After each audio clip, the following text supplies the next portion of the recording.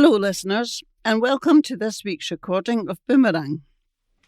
Team 6 is here this week and it's made up of Marcy, Jessica, Peter, Gordon and Heather. The news this week is taken with permission from the West Lothian Courier dated the 4th of December 2025. As usual, the news will be broken into parts, and can I remind you that when you've listened to the whole recording, please post your wallet back to us from a postbox and not the post office. And we'll now start with part 1, general news. This week's lead story: terminally ill fan is given the chance to meet Rangers stars. Graham's delighted after his trip to Auchenhowie, and the article is by Ross Thompson. A West Lothian man facing up to a terminal diagnosis got the chance to meet Rangers stars and the club's new manager, Danny Roll. Graham Glasgow joined other Rangers fans living with terminal or life-changing illnesses at the club's Auchenhowie training ground to meet players and coaching staff, thanks to the club's charity foundation. The club's official charity helps bring smiles to the faces of those who are most in need of a boost through its Dream Fund initiative. 10 Dream Day nominees and their guests gathered at the Rangers Training Centre and had the chance to meet the men's first team, Danny Roll and his coaching staff, and they all enjoyed an exclusive autograph session. The group, who had all been nominated for this exclusive experience by family or friends, then enjoyed a special lunch at Ibrox and a stadium tour. Colin Latta, who attended with his brother-in-law Graham, said, "I wanted to take a moment to express my deepest gratitude for the incredible kindness and generosity shown during our recent visit. The experience meant more to us than words can fully convey. My brother-in-law Graham was overwhelmed by the warmth and compassion shown by everyone we met.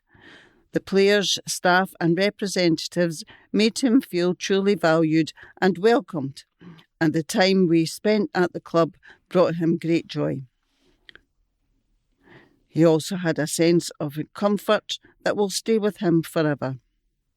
I would like to offer a special and heartfelt thank you to Nico Raskin and Jack Butland for their kind words and the genuine care they showed. Nico has long been Graham's favourite player, so seeing him in person was already a dream come true. When Nico came and knelt beside him for the group photo, it became a moment our family will never forget. For me personally, seeing the happiness on Graham's face during our visit is something I will always treasure. Your thoughtfulness created a memory that our family will hold close for the rest of our lives." Rangers midfielder Nico Raskin said, "When we meet fans like that who are unwell, it really puts things into perspective. We just try to give them a smile and a good moment.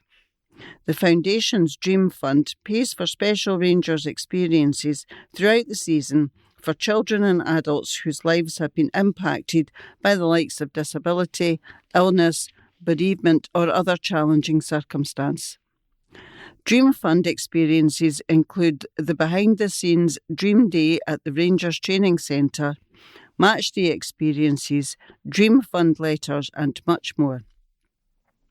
This season, the Foundation's Dream Fund has been generously supported by a group of individuals who attended the 2025 charity ball.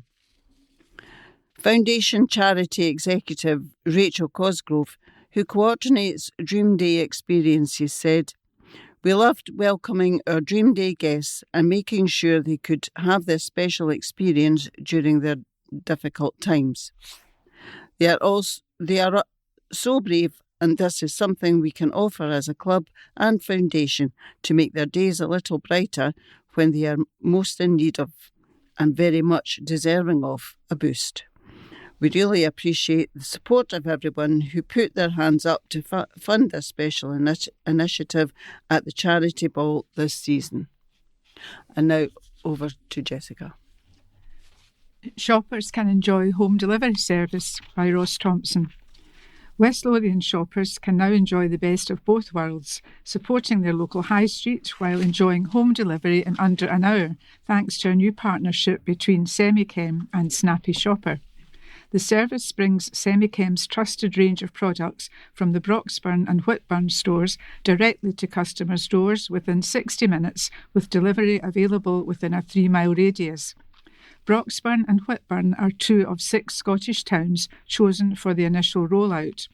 Orders are picked, packed and delivered locally, ensuring the service directly supports the town's high street and the team behind it.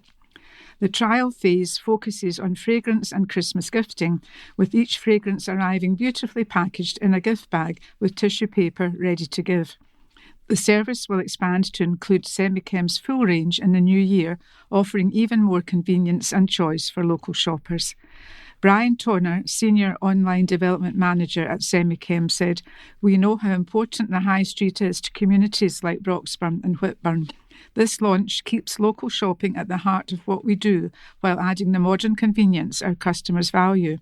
You can now support your local Semichem and still have your order at your door within an hour."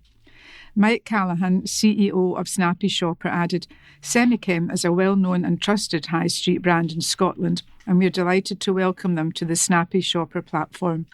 This launch arrives just in time for customers to get their favourite Christmas fragrances, beauty products and gifts delivered from store to door in 30 to 60 minutes.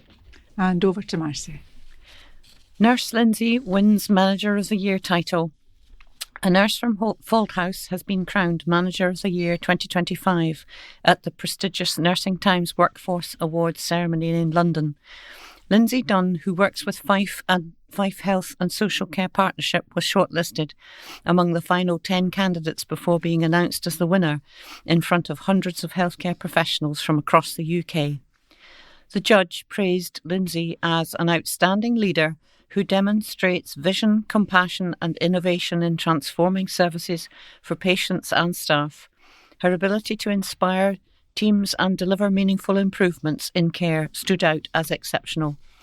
Lindsay, who recently celebrated 23 years in nursing, began her career through the HNC pathway and hopes her achievement will encourage others to consider a career in nursing with NHS Scotland.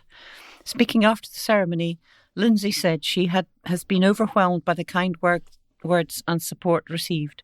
She said, "I'm truly honoured to receive this award. Nursing has given me so many opportunities and I hope this inspires others to join this incredible profession." Steve Ford, editor of the Nursing Times and host of the awards, said, "The workforce conundrum is ongoing. How does the health and social care system ensure it has sufficient nursing staff? The domestic pipeline of nurses is struggling, with some universities closing courses.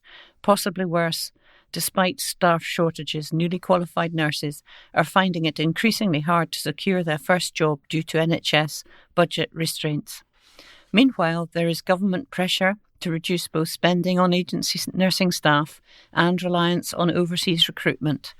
New national policy plans have been promised to help health and social care leaders find their way through some of these challenges. However, pioneering organisations and talented managers are already coming up with their own innovations and ideas to solve or ease workforce problems at a local level. There is much to celebrate and share when it comes to workforce solutions, which is what our awards are all about. I hope that the Nursing Times Workforce Awards can go some small way to recognising the effort, skill and innovation shown by nursing and midwifery workforce staff across the country. Once again, well done to all our 2025 winners. And over to Peter. Litter volunteers make impact in community. Local group collect 256 tonnes of rubbish in a year, an article by Stuart Somerville. A volunteer litter pick group collected 256 tonnes of rubbish in West Lothian in the year to September. West Lothian litter pickers have been applauded by councillors across the county as the stats for the year were passed on to local area committees. Becky Gallagher from WLLP said around 200 diehard pickers have made a huge impact. Beginning in the darkest days of the pandemic lockdown, the community self-help group has developed at speed, with increasing tonnage lifted by volunteer pickers year on year. Collecting teams either have regular stretches or blitz-specific, often heavily littered areas. The bagged rubbish is then collected by council cleaner community crews. Councillors heard that around 36,000 collection bags have been handed out by the council over the last year. Council staff from the cleaner communities team attended the litter pickers AGM and highlighted impressive collection details as well as high points from the year. These include support for the Spring Clean campaign, which saw 20 tonnes of bagged litter lifted. The use of the new e-form for reporting community clean-ups to the council has been well received, with around 500 inquiries logged. That's between June 2024 and August 2025. And over the summer, a joint litter pick was done, for example, along the A899 Livingston, where traffic management was implemented to create a safe space. A show of thanks from the WLLP admin team was given to the Cleaner Community Service for the support received over the year. Future partnership work in development and planning for the 2026 Spring Clean campaign in collaboration with WLLP has already started. Becky told the Local Democracy Reporting Service, "I reckon there are approximately 200 regular die-hard pickers who help keep their local areas clean and make a huge impact on certain areas like Deadridge and Craigshill in Livingston." WLLP is made up of lots of subgroups who regularly tackle their local community. One of the most recent big hauls was 300 bags of household waste litter picked by WLLP at Craigswood after the eviction of the travellers. It's not just a labour-intensive lifting of litter on a daily weekend basis. Since the litter picker first formed during COVID, it has developed as a group to work with schools and local businesses. Becky explained, "We also have lots of members who are involved in education and prevention by doing things like getting kids involved in litter picks from nursery age up to high school. Big companies such as McDonald's and Amazon also help out on a regular basis by sending their employees to get involved with the group picks." And alongside the article is a picture of one of the litter pickers, clearly very happy with their day's work. And back over to Heather. Promotion for manager. Livingston-based John Heaney Electrical, JHE, has made its fourth promotion of the year with the appointment of long-serving Calvin Dodds as its new automation and controls manager. Dundee-born Dodds steps up after 5 years as controls engineer with the West Lothian firm, having joined in 2016 from Schlumberger, now known as SLB. "It's an opportunity I couldn't turn down, and I'm really looking forward to leading the automation and controls department," he said. "My job will involve overseeing project delivery from initial inquiry through to commissioning, ensuring quality, safety and client satisfaction. Next year will be 10 years since I have been with JHE, and I have learned from some of the best people in the business here. I'm delighted the company has shown the trust in me to take on this new role, and I'm looking forward to taking all that knowledge into this position and helping the company continue to grow." The experienced automation engineer added, "When I came here from Schlumberger, they were employing over 100,000 people worldwide, and nobody really knew who you were. JHE is a family-run company, and I can always knock on the boss's door if I have any questions. We all enjoy a great working relationship here, and that makes a big difference." The move is the latest in a series of internal promotions by the electrical and manufacturing specialist. In the past 7 months, Barry Murphy was appointed Projects Director, John Cowan stepped up to become FM Operations Director, and Derek Menzies took on the role of Contracts Director. Managing Director Mark Keeney said, Calvin has been with us for a good number of years, has been a very loyal member of our staff and deserves the opportunity. We are always keen to promote from within, and after speaking to Calvin, he showed an appetite for the role and was keen to develop. We were keen for him to take on the next step, so it was a good fit all round. This is all part of our plan to keep the company growing and moving in the right direction. He'll have a core team working for him, and should things get as busy as we anticipate, Calvin will have the opportunity to recruit more team members in a bid to take the division to the next level. And now over to Jessica. And the On the Beat section with Chief Superintendent Greg Banks. Counter-terrorism exercise with partners was worthwhile. On Thursday, November the 20th, I had the pleasure of attending at the Borders College Gallus Hills campus to take part in Exercise Shotboard, a counter-terrorism exercise to test the multi-agency response to an incident taking place within the division that was motivated by terrorist ideology. I want to stress that there is no evidence of any sort to suggest any attack on West Lothian or any other part of our region, but exercises like this are vital to ensuring that all relevant agencies are aware of their roles and responsibilities in the event of an act of terrorism taking place, and ensuring we can test our response capabilities and ability to devote whatever resources are required, whenever they are required. Other agencies in attendance during Exercise Shotboard were Scottish Borders Council, NHS Borders, NHS Lothian, Scottish Fire and Rescue Service, Scottish Ambulance Service, Scottish Government and Ministry of Defence, as well as some other third sector partners. Together, we worked throughout an incident taking place at a fictional music festival and discussed at length who would take the lead in the multi-agency response in the hours, days and weeks following the incident.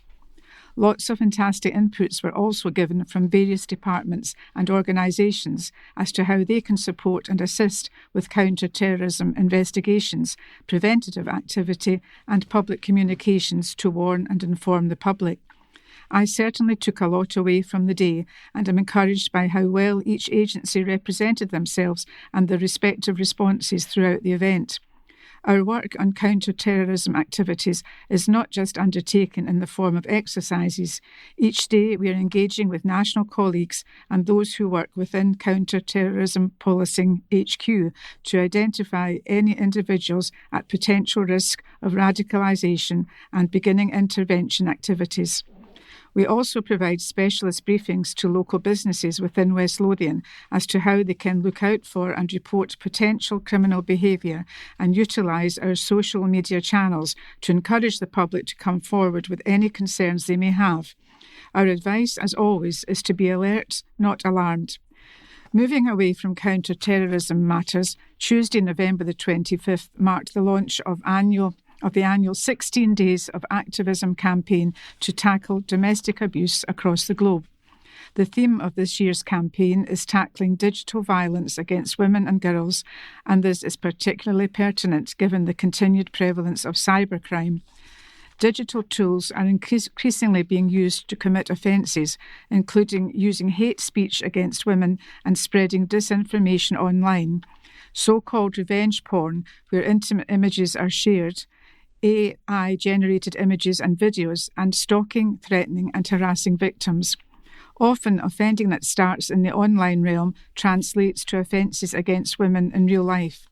Tackling all forms of domestic violence is a priority for Police Scotland, and as part of our Violence Against Women and Girls strategy, we are committed to bringing perpetrators of such offences to justice, while also providing survivors with all the relevant support they may require, including signposting to partner agencies who can provide specialist assistance such as counselling and trauma rehabilitation. And over to Marcy. Hazel Privileged to Help Lead College by Ross Thompson. West Lothian College has appointed an interim principal following the retirement of the college's current principal and CEO, Jackie Galbraith. Hazel Brady, who is currently the Vice Principal of Learning and Attainment, will take on the role as Interim Principal from December 2025, leading the college through to the end of the academic year in July 2026. Hazel has held numerous roles since joining the college as a business lecturer in 2006. She moved from Faculty Director for Business, Creative and Enterprise to Vice Principal of Learning and Attainment in June 2024.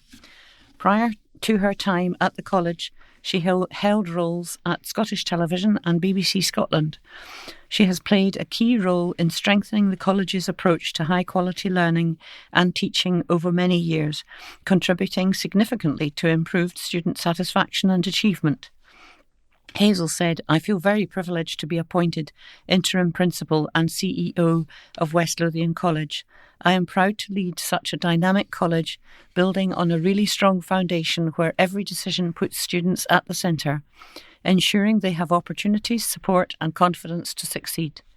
Our college is committed to inclusion and excellence, which is guided by our values, welcoming to all, striving for better and keeping students at the centre of everything we do. I am looking forward to working alongside our dedicated staff, inspiring students and valued stakeholders, where we will continue to innovate, lead with empathy and deliver education that makes a real difference to West Lothian and beyond.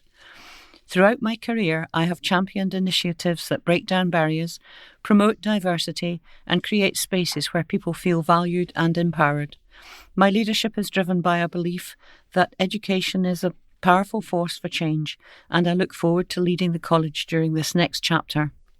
Sue Cook, Chair of West Lothian College, said, "As a board, we are delighted to appoint Hazel Brady as Interim Principal and CEO until the end of the academic year. Hazel is an exceptional leader who has grown with our college, and her appointment reflects the calibre of people we have within West Lothian College. It is a real strength that we can draw on such strong internal candidates who understand our values, our students and our ambitions for the future. Hazel's leadership will ensure stability and an ongoing focus on delivering high-quality learning for our students while continuing to serve our community." As part of this transition, Todd Lumsden has been appointed as Vice Principal of Learning and Attainment, replacing Hazel Brady. Todd brings extensive experience in education and leadership, having served as Director for Health Care and Sport in West Lothian College since 2022. He previously worked as Curriculum Manager for Sport at New College Lanarkshire and has a background in professional football coaching and management, which has shaped his strong focus on teamwork and performance development. Rachel McFadden has taken on the role of Director, replacing Todd Lumsden, and holds over 20 years of experience in health and social care education, including leadership roles at Edinburgh College before joining West Lothian College in 2019. She is passionate about improving student experience and has led innovative projects such as award-winning infection prevention VR module, and has a strong background in nursing and adult education. Looking ahead, the college will launch a recruitment process for the permanent role of Principal and CEO in spring 2026. And over to Peter. Band's success in championships. An article by Ross Thompson. Two bands representing West Lothian at the Scottish Youth Brass Band Championships saw huge success, winning both the novice and development sections in the event. Kirton Youth Band, part of the Kirton Brass Bathgate organisation, took to the stage in the novice section for only the second time. Having achieved a silver award last time, they hope to improve and did that with a gold award and being crowned winners of their section. The band are led by primary school teacher Karen Heenan and rehearse on Monday evenings in Bathgate. In the development section, it was the turn of Whitburn Youth Band, who have attended the competition for several years and were last winners of this section in 2015. After a long day of performances, they were announced as winners of the section and were awarded yet another gold award. Whitburn Youth Band is part of the Whitburn Band organisation and are led by Caroline Farren, who also works as an instrumental music instructor with West Lothian Council. Both bands are absolutely thrilled to have been able to achieve the titles of Scottish Youth Champions in their relevant sections. and would like to thank their parents, volunteers within their band settings, and the local instrumental music services for all the work they have contributed. If anyone is interested in joining one of these award-winning bands, please have a look at their websites and get in touch. You can hear the bands during December, with Whitburn Youth Band at the Brucefield Church, Whitburn, on Saturday, December the 6th at 7 p.m, and Kirton Youth Band at St Peter's, Carmondine, on Friday, December the 12th. And alongside the article, a couple of pictures of the award-winning groups. And back over to Heather. And that brings us to the end of part 1. Hello, listeners. This is where part 2 should have been recorded. Unfortunately, we had a technical issue which we only discovered after all the readers had gone. So sadly, you have lost a section of this week's recording. Our apologies. And welcome back to part 3, which includes this week's quiz. Remember to listen in at the start of part 4 for the answers. So, question 1. What does the Russian word Sputnik mean in English? A. Brave New World. B. Time capsule. C. Fellow traveller. Question 2. What type of tree is featured on the Lebanese flag? A. Cedar. B. Elm. C. Oak. Question 3. Kevin Friend is a professional referee in which sport? A. Rugby union. B. Football. Or C. Rugby league. Question 4. In which English county is Longleat House? A. Wiltshire. B. Dorset. C. Somerset. Question 5. The Gaza Strip is situated on the south-east corner of which body of water? A. The Mediterranean Sea. B. The Red Sea. C. The Adriatic Sea. And question 6. In 2000, Angelina Jolie became the 5th wife of which US actor and musician? A. Brad Pitt. B. Johnny Lee Miller. Or C. Billy Bob Thornton. And now back to the news. Alleged assault in pub, article by Ruth Sutter. A man has appeared in court after an alleged attack involving a pool cue inside a pub in Livingston. Sean Rennie, 23, appeared at Livingston Sheriff Court on Wednesday, November the 26th. Rennie of Livingston was charged with assault to severe injury and carrying an offensive weapon. He made no plea. The case was committed for further examination while Rennie was granted bail. His next appearance in court is yet to be confirmed. Police were called to the Tower Bar in the town's Craigshill area after receiving reports of a serious assault on November the 8th. CCTV footage shows a group of men playing a game of pool in the popular Boozer before violence erupted. A 36-year-old man was left seriously injured. Staff at the venue said they were left horrified following the alleged ordeal. Pub owner Frank McAllister told the Daily Record, "The Tower Bar is a fantastic community pub. We do not ever condone behaviour of this kind. We are working with the police to help in any way we can.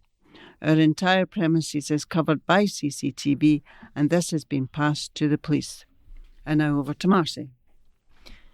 Win a £25 gift card to spend at the Centre by staff reporter. At the Centre Livingston, there's over 150 fantastic stores to choose from, including Flannels, JD Sports, River Island, Swarovski, and the Perfume Shop, and a great variety of places to eat like Wingstop, Wagamama, and Nando's, which make for a perfect festive shopping day out. Whether it's a quick pit stop mid-shopping you're planning or a meal out with the family or friends, the Centre Livingston has got all tastes covered.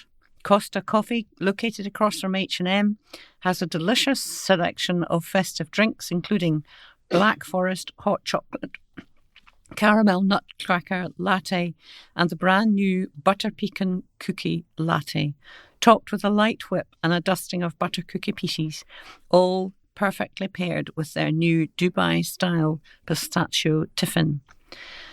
At Las Iguanas, they've created a Christmas menu that combines the best of Mexico and South American seasonal favourites, from their signature tacos and tapas to mouth-watering Christmas-inspired specials. Their Christmas tapas menu, priced from £20 per person, includes a delicious starter of loaded festive nachos, 3 tapas per person, and a sweet treat. Classic dishes such as padron peppers and buttermilk fried chicken sit alongside festive specials such as hot honey pigs in blankets and Christmas dinner tostadas, making for an unforgettable Christmas celebration South American style. To be in with a chance of winning a £25 gift card courtesy of the Centre Livingston, simply answer the competition question below and send it to ross.thompson@reachplc.com by Monday, December the 8th. Where is Costa Coffee located at the Centre Livingston? 1. Across from H&M. 2. Next to from River Island. 3. Beside Pandora. For full details of all the activities and events within the centre, check out the website at www.thecentrelivingston.com. And over to Jessica. Candy's calling for systemic change to endometriosis care, and this is an article by Nicholas Malizia. A West Lothian woman has had numerous organs removed during her decades-long battle with a debilitating disease. Candice Mackenzie, 50, grapples with endometriosis, endo, a chronic disease that causes excruciating pain. She was diagnosed with the condition in 1999. After countless treatments, including chemically induced menopause when she was just 21 years old, Candice underwent surgery to remove her ovaries, uterus and fallopian tubes. This November, she launched a petition with the Scottish Government, urging them to create a database tracking treatments and patient outcomes, reports Edinburgh Live. Candice says there is a lack of effective treatment options, often pushing patients into life-altering procedures. She said, "We need urgent systemic changes. People with endo are put on life-changing drugs, but they are not necessarily tailored for endometriosis." She continued, "I've reached a stage of no return. I want to help all the women who have basically been put out to pasture with their symptoms and are normalised." After undergoing the hysterectomy at 36 and beginning hormone replacement therapy, Candice's condition deteriorated further. She added, "I thought that it would turn a corner for me, but it didn't. I started to cough up blood. I had blood in my urine and poo, and as you get ill, you start to question yourself. You start to consider that it's you, but it's not. It's so much bigger than you." Candice, who co-launched a charity called Endo Warriors in 2017 and supports over 1,200 individuals across the Central Belt, has also been lobbying the Scottish Government to push for better treatment options.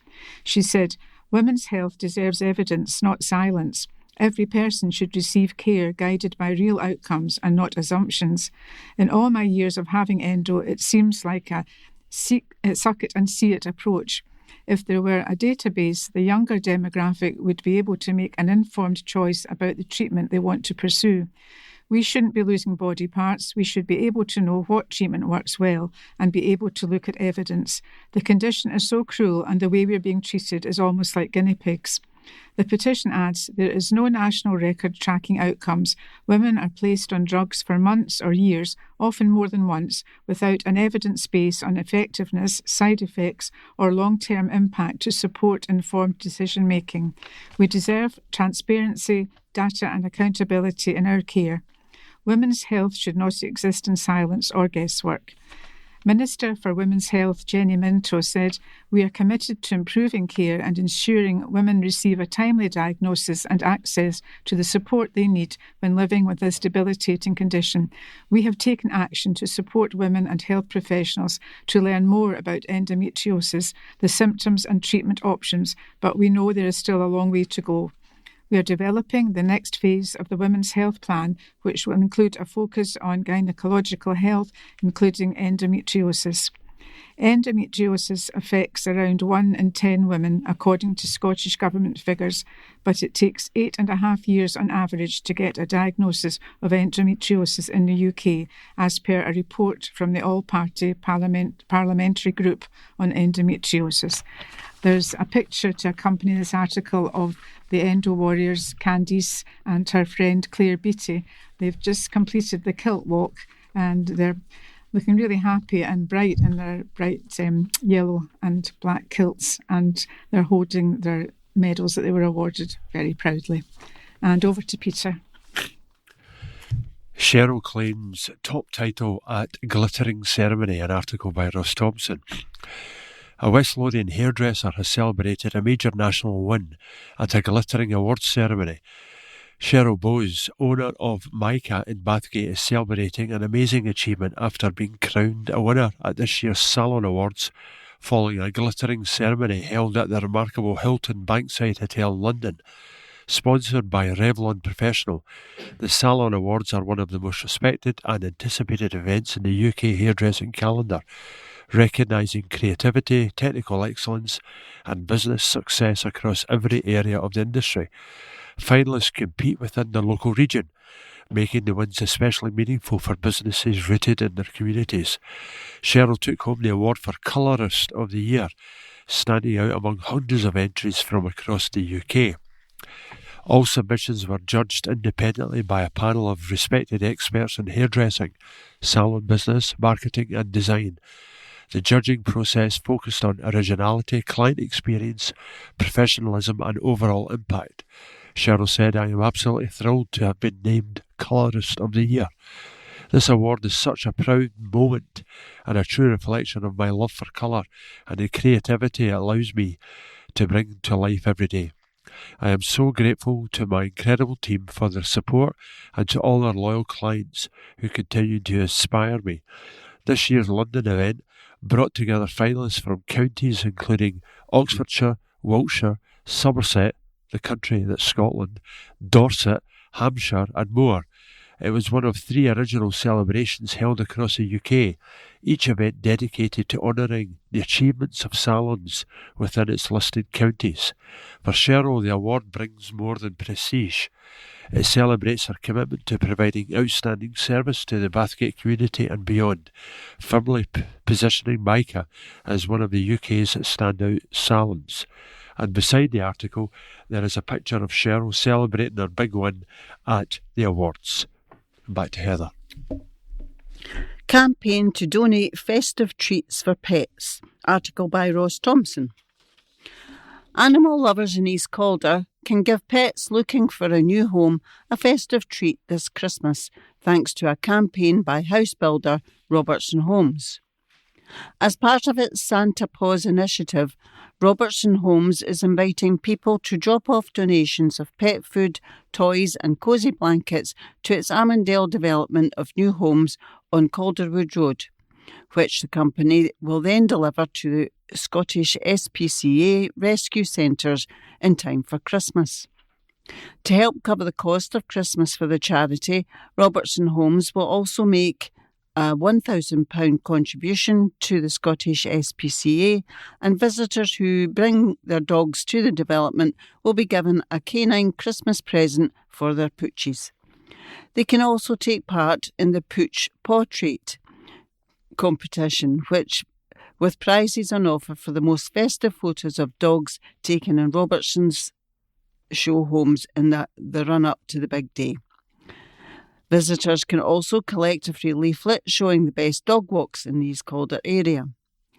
Sharon Spinelli, Sales and Marketing Director at Robertson Homes, said, "Since 1839, the Scottish SPCA has been helping animals find their perfect forever homes, which is more than 150 years longer than we have been doing the same for their owners.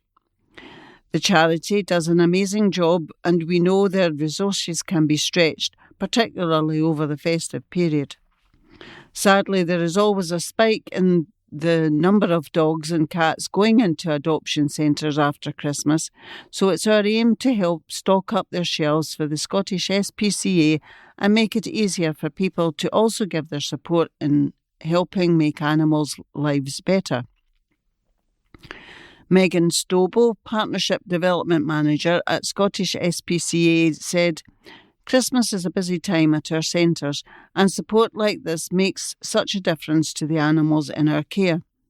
We rely entirely on the generosity of our partners and the public, so every donation helps us give animals the comfort they deserve while they wait for a new forever home."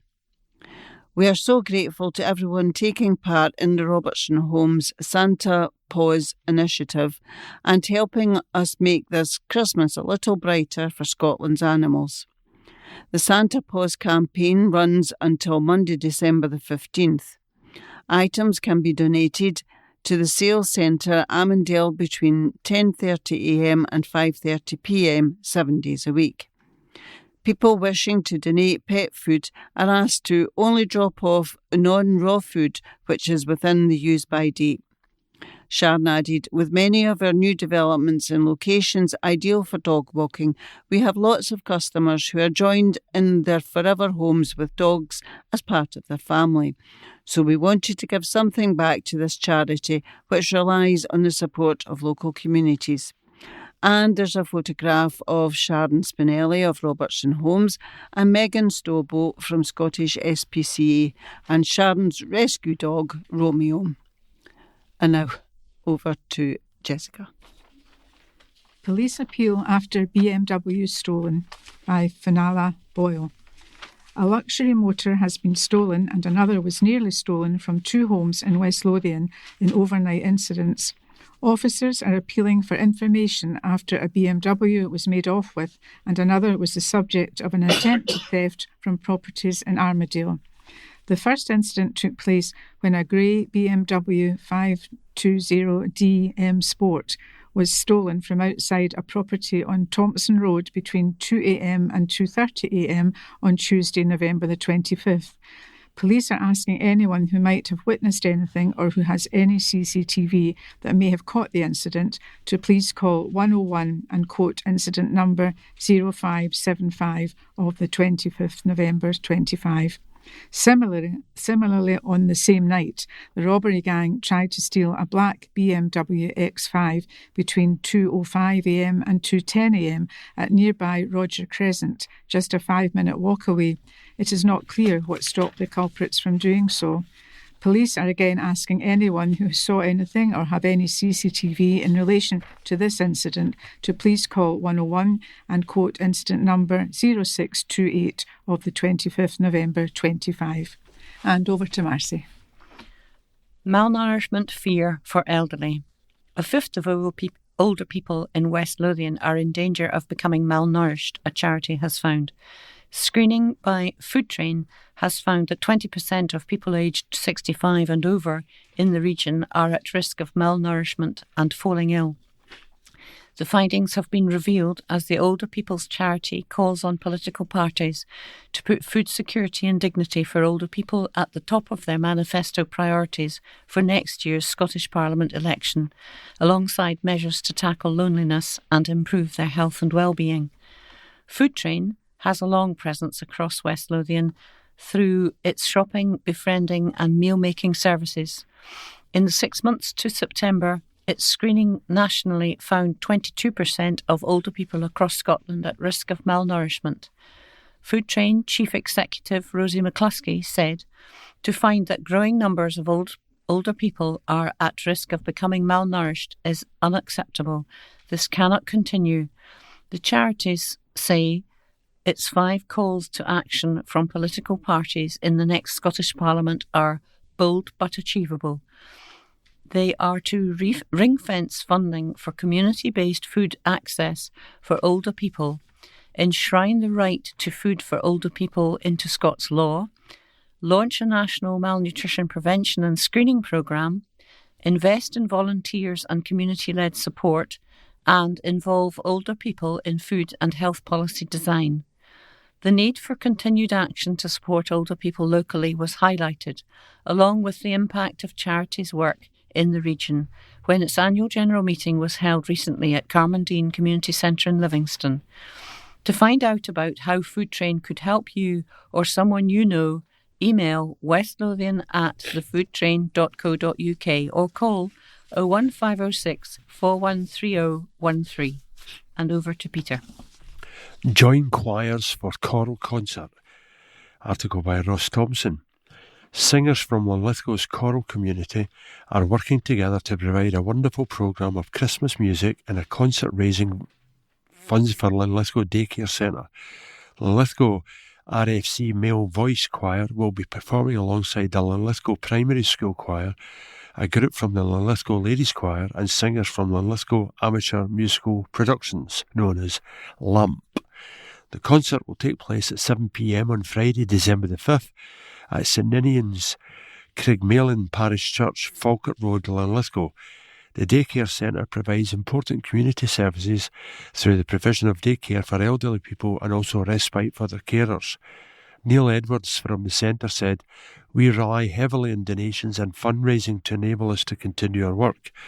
The annual Christmas concert is a major contributor for us, and we're delighted that so many singers are giving the support for what I'm sure will be an outstanding event." Caroline Stephen from LAMP sums up the spirit of the occasion perfectly. She added, "This is a wonderful opportunity for the Linlithgow community to come together to raise funds for a charity that benefits the whole community. We loved taking part last year and look forward to singing alongside the other local choirs again this year. The concert will be compared this year by Bruce Jameson, who no doubt will bring his own flair to the proceedings. So, if you fancy getting into the Christmas spirit early while supporting a great local charity, please join the choirs. Tickets are £5 for adults. Children are free. Tickets are available at Far From the Madding Crowd, 20 in Linlithgow High Street, cash only, or by entry at the door. Everyone is welcome." And back to Heather. I've got a couple of wee items from the West Lothian Council Bulletin. Schools Pipe Band are world class. Huge congratulations to West Lothian Schools Pipe Band on being crowned world champions in their grade at the World Pipe Band Championship in Glasgow earlier this year. The talented band members picked up the top trophy in the Novice A section for the first time after being runners-up for the last 4 years. It rounds off a fantastic year for the band, who also retained their Scottish Champions trophy in the Novice A category in Dumbarton last month. The band were formed in 2007 and have previously won a number of trophies in the last 18 years, including UK and European championships. And there's a photograph of the band, who are very happy at winning their award. And also a gold award for Linlithgow. Linlithgow Academy has been named as West Lothian's first Gold Ambassador school for their commitment to providing educational and vocational opportunities for every student. The school received the distinguished accolade from Scottish Credit and Qualifications Framework, recognising the school's dedication to delivering inclusive, flexible and forward-thinking educational pathways. Gold Ambassador status is only given to schools who can demonstrate they recognise wider achievements, enhance senior phase pathways and promoting equality between vocational and academic qualifications. Only around 30 schools nationwide have received gold recognition. And that brings us to the end of part 3. And welcome back to part 4. We will start with the answers to the quiz and then some general news and some sport. So, quiz answers. Question 1. What does the Russian word Sputnik mean in English? The answer was see fellow traveller. Question 2. What type of tree is featured on the Lebanese flag? The answer was A, cedar. Question 3. Kevin Friend is a professional referee in which sport? The answer was B, football. Question 4. In which English county is Longleat House? The answer was A, Wiltshire. Question 5. The Gaza Strip is situated on the southeast corner of which body of water? The answer is A, the Mediterranean Sea. And question 6. In 2000, Angelina Jolie became the 5th wife of which US actor and musician? And the answer was C, Billy Bob Thornton. So well done to you if you got them all right. The team here did fairly not very good. And now I've got another article from the Bulletin. And this is from the Being Winter Ready section. Protect your property from winter flooding. While public bodies like councils and SEPA play a proactive role in managing and mitigating flood risk, the primary responsibility for protecting individual properties lies with land and property owners. This first rapid response is a self-help exercise where residents and business owners are expected to implement measures such as flood plans, resilience products, flood barriers, air vent covers, sump pumps, and signing up for SEPA's floodline service for flood warning alerts. Councils under the Flood Risk Management Scotland Act 2009 are responsible for preparing flood risk management plans and assessing bodies of water, but they are not required to prevent flooding of individual properties. Instead, they may provide assistance such as sandbags or advice on watercourse management where possible. Landowners must also maintain their properties' defences and manage watercourses to prevent flooding, while Scottish Water is responsible for addressing flooding from sewers. By taking proactive steps, individuals can reduce the risk and impact of flooding on their properties. So you can get more information if you're interested from West Lothian Council, Scottish Water, SEPA, or the Scottish Flood Forum. Okay, and now over to Marcy. Extra cash for groups is big boost by Stuart Somerville. Community groups in Winchborough have been awarded £32,000 grant to improve facilities at 2 sites in the rapidly expanding community. 3 groups will benefit: the local Scout Pack, Winchborough Albion Football Club and Winchborough Growers. West Lothian Council's Regeneration Fund will fund new storage containers with money collected from developer contributions. The award delighted SNP group leader and local councillor Janet Campbell. A meeting of the Broxburn, Uphall and Winchborough Local Area Committee heard the developments will be at Craigton Park, Pitches and Old Cathay Park. The Scout Pack, founded in 2015, acted as the lead in the application. In their application, the group said, storage facilities for equipment and refurbished changing rooms for the 3 groups is essential for the development of their voluntary groups, who have all grown substantially in recent years with the growth of the village. Large numbers of young people and older people involved in community activity bring about needs for more equipment and storage and improved meeting and changing provision. The Scouts have no space for their tents and outdoor equipment. The football club storage cabin has fallen apart. Their changing rooms are not usable to disrepair and no investment from the council, and the growers' work with the builder's den and wider school use requires an additional cabin for weekday activity and bringing equipment on site to support the growth of groups who use the area. The money will give the Scout Pack, which is currently 68 strong, a secure and dry storage container at Craigton Park. The new storage container was described as a lifesaver, an absolute game changer, to the Cub and Scout Pack. The football club will also have a new secure lined storage container, as well as see the existing changing pavilion at the park refurbished. The club was founded in 2018 and now operates 9 teams ranging from our academy, which is a mix of boys and girls, starting at 5 years old upwards. There are 26 club coaches and 8 helpers. There are 140 boys and girls registered with the club. The club is fully SFA registered and play in South East region. Winchborough Growers will have their new container, as the others, a 20-foot-long wood-lined container sited at Aldcathy Park. The group, popularly Winchborough Community Growing Group, was established in 2018 by a couple of volunteers who wanted to see healthy food growing for the whole community for use. In their bid, the group said, "We started with 10 planters, in the community expanding to 50 across the village in the first year. This was part of the bigger dream to have our own land in the new Old Cathay Park.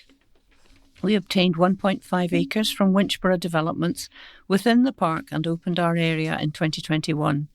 We have expanded the area every year, expanding to an award community triple times silver with Keep Scotland Beautiful, while bringing a sanctuary for old and new residents to people to meet their neighbours through growing together. We have now over 100 regular people enjoying our space in a huge variety of ways, plus the nursery, primary schools and secondary schools using the growing area for learning." They added, "This year we set up in conjunction with the WCDT the Builder's Den project, offering space for men to come along together to enjoy the outdoors and building planters and other things of their choice, but using the area for time to be together and socialise. The project has taken off, but we need an additional cabin to store the new tools they have and our own equipment, so we can let them use our established cabin for their socialising and the new cabin for working on projects as a workshop and tool area." Speaking after the committee meeting, Councillor Campbell said, "I am delighted to be able to support 3 equally deserving organisations in Winchborough receiving this funding from developer contributions." And over to Jessica. Councillors told of fear and panic over inspections. An article by Stuart Somerville. School inspections create fear and panic and need to be redefined, councillors have been told. West Lothian's Education Executive has approved a response to the Scottish Government's plans to change the national inspections. But a major teaching union said it was absolutely opposed to snapshot inspections, which can distort the image of a school to parents. Lisa Marie Purdy, Head of Education, Primary Early Learning and Resources, told a meeting of the Education Executive that the public consultation asked broad questions about what works well in current school inspection models, where challenges or unintended consequences exist and how these could be overcome. She added that head teachers had been encouraged to respond and Education Department officers had prepared a service response which she tabled for approval by councillors. Heather Hughes, the West Lothian Secretary of the Education Institute of Scotland, EIS, the country's largest teaching union, asked the meeting, "Teachers are at the forefront, so why were they not asked for their views?"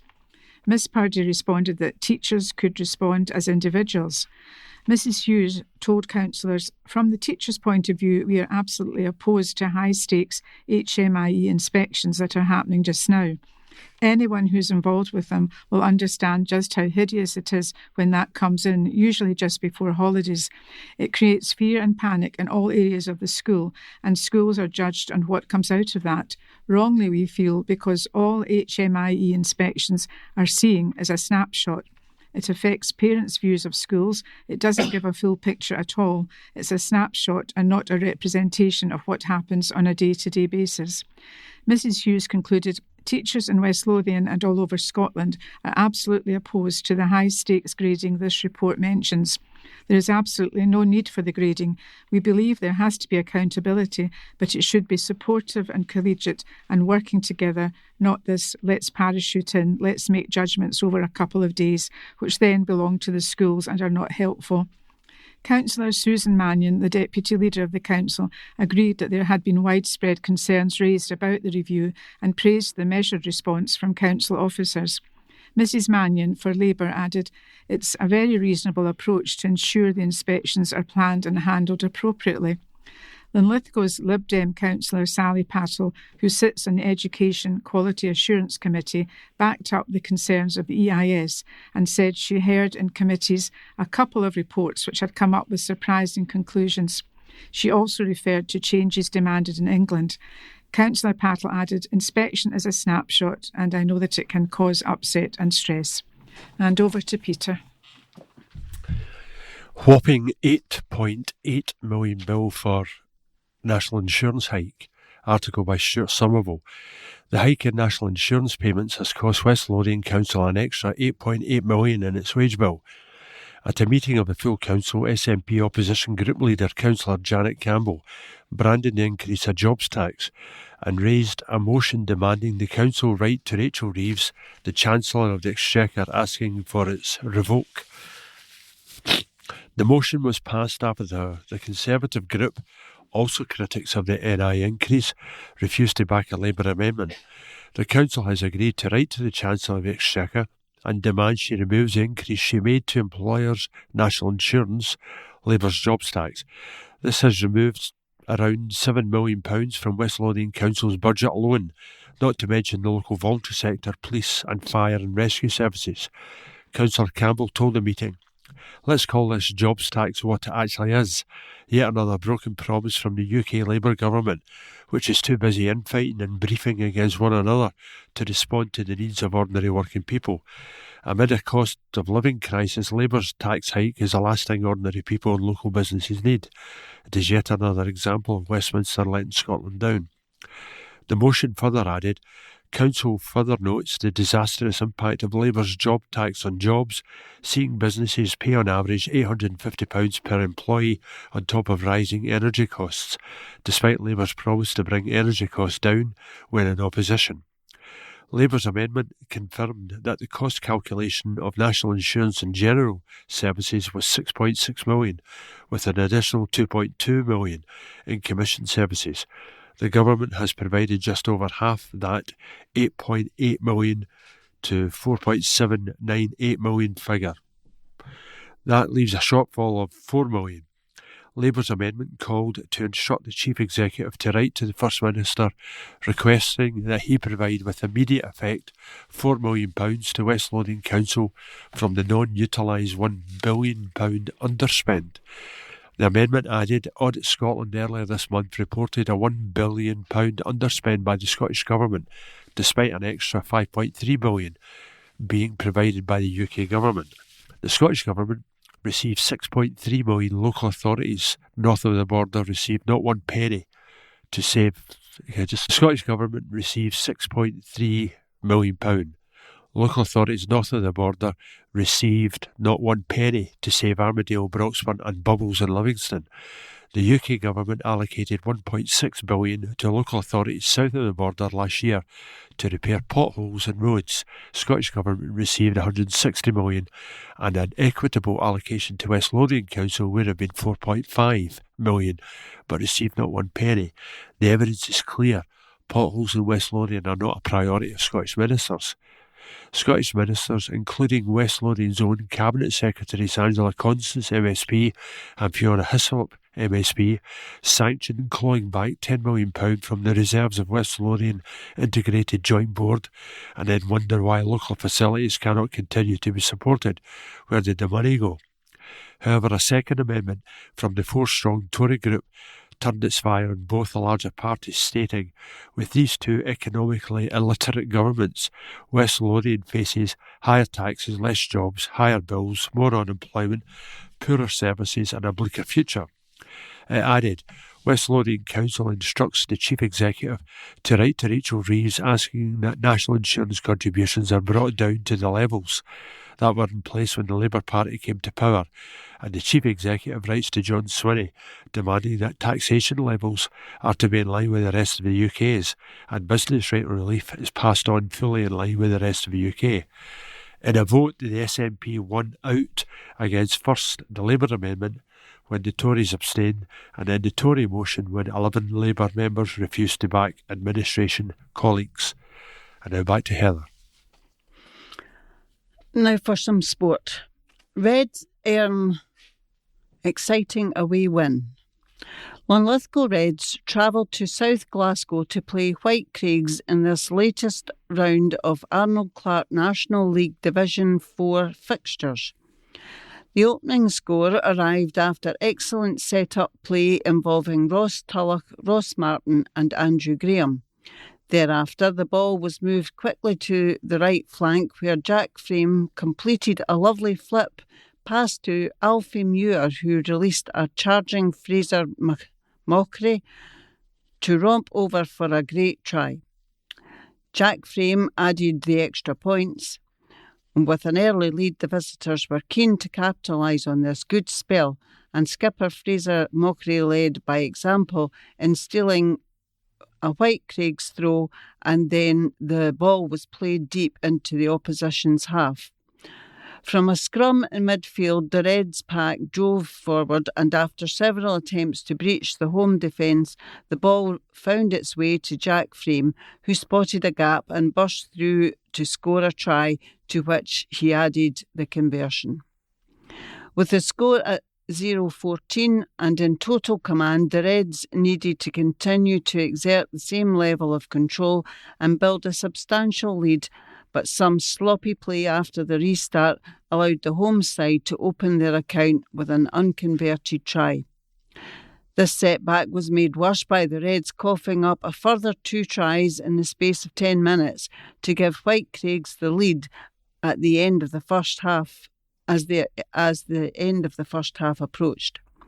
Into the second half, and the Reds took the lead after a very solid scrum on the White Craigs 22-metre line, when Ross Martin picked up from number 8 and fed Archie Russick, and he released a right wing Luke O'Hara, who offloaded an inside pass to support runner Ewan Mockery, and the flanker scored an excellent try with a fine diving flourish.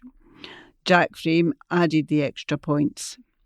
From the restart, the Reds forwards showed that great close control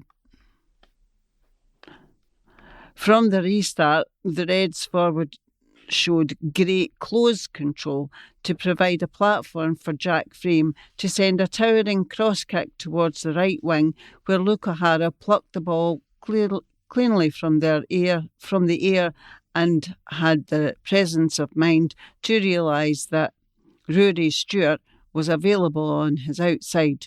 Luke completed the pass to the centre, and Rory stretched his legs to outstrip the remaining defenders and dive over the corner. Reds extended their lead when Jack Frame succeeded with a penalty kick from around 40 metres.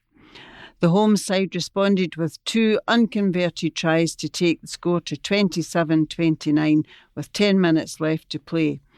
As the away support began to contemplate a late loss, the Reds did remain calm and contained play mostly in midfield. The result was finally decided when Stuart Cunningham put in a thumping tackle on the fullback and dislodged the ball, which obligingly popped up into the safe hands of Rory Stewart, and he ran from halfway to score as the away fans cheered him on to make the final score 34-27 in favour of Linlithgow. And over to Marcy. Rose gives Spiders a scare in Cup. Score was Linlithgow Rose 1, Queen's Park 3. Queen's Park boss Sean Crichton admitted he was just relieved to see the job through after his men booked their spot in the 4th round of the Scottish Cup. The hosts gave the Spiders a scare under the Friday night lights at Prestonfield, but it wasn't to be for Gordon Hurd's men, as the Glasgow outfit fought back from a goal down to triumph in front of the BBC Scotland cameras. The Spiders recorded a historic 1-0 win over Rangers at Ibrox on their way to the quarter-finals of last year's competition. However, it looked like they might be on the receiving end of an upset after their Lowland League hosts took the lead early on. Crichton's side responded quickly through Ewan Murray, and they showed their qualities in a commanding second-half display to eventually run out winners. He said, "We know we can play a lot better, but I've told the boys I'm proud of them because this wasn't an easy tie. It was a banana skin. I knew we had the character in the group to come back. I'm happy."